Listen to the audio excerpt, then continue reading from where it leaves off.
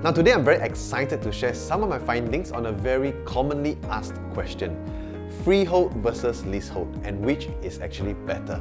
But today I will be focusing on the landed segment instead, and I'm sure this will shed some light on what is the type of property we want to be holding on to if the opportunity presents itself.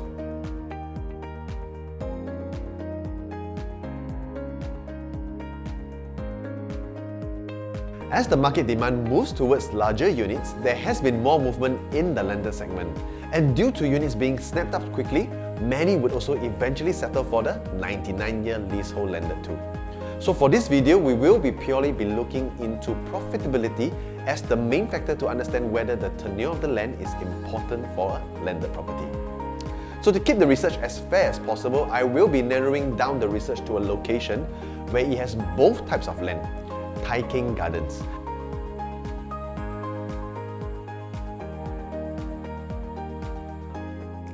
So being a mature estate, Tai Keng Gardens mainly consists of inter-terraces and semi-detached houses. And all this happened to be developed more than 30 years ago. Located along Upper Paya Lebar Road with the nearby light industrial estates, it is highly accessible to town via major expressways. Shopping malls like Nex and Hougang Mall are also just minutes drive away. And in fact, a 10-minute leisure stroll can take you to Circle Line's Bartley MRT. So we all know if we bought a landed long time ago before 2009, we would already have made some profits. But what is the difference between holding on to a 99-year landed and a freehold? So let's take a look. So starting with the 99 years leasehold at Tai Keng Villas, all the owners who bought back in 2009 and sold it after actually saw a good appreciation on their properties. Profits range from $377,000 for the owner who sold in 2011 to $720,000 for the owner who sold in 2017. Now those are actually pretty decent returns considering it just took 8 years. So comparatively, taking the same period of time into consideration, the freehold properties in Tai Keng Gardens had a good run as well.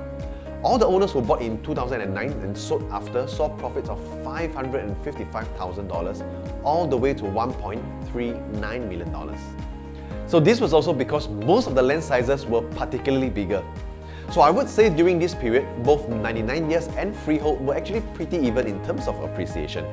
Now this is because back then, the 99-year properties were actually developed back in 1996 and they were merely 13 years old, and most buyers still saw value in the remaining lease. To see what kind of effects a shorter lease have on a property, especially the landed segment, we can see here that there is a stark contrast in the profits taken between the leasehold and the freehold. Now from 2011 to 2017, the leasehold properties had owners making up to a max of $390,000, with even a couple of owners taking a 6-figure loss. But however, the freehold owners who bought a unit in the same area at the same time, majority of them had profits who crossed $1 million.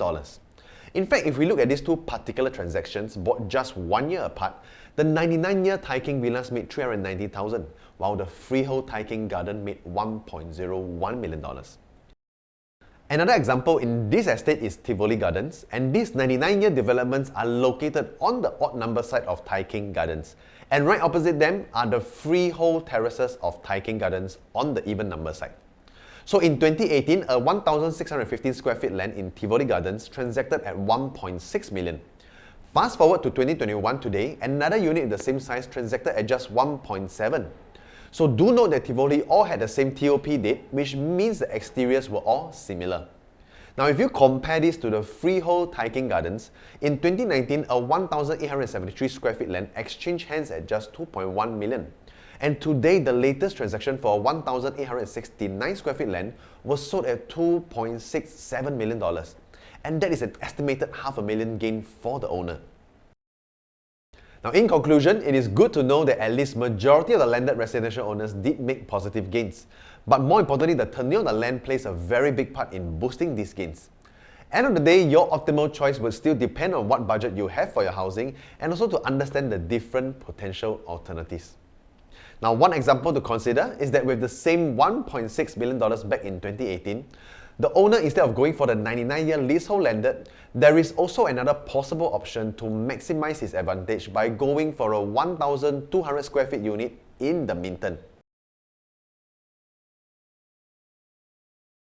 Back in 2018, prices were at just 900 to 1,000 PSF, But today prices are already hitting 1001 to 1002 PSF, and that is double the gain as compared to the 99-year landed property. So this above is one of the examples of the type of homework you want to include when you want to buy a 99 years leasehold or a freehold landed property. So I hope that this has been very useful for you. So be sure to hit the like and subscribe button or share this video with someone whom you think can benefit from it. Once again, my name is Joel Lee from Safe with Property, and I'll see you soon.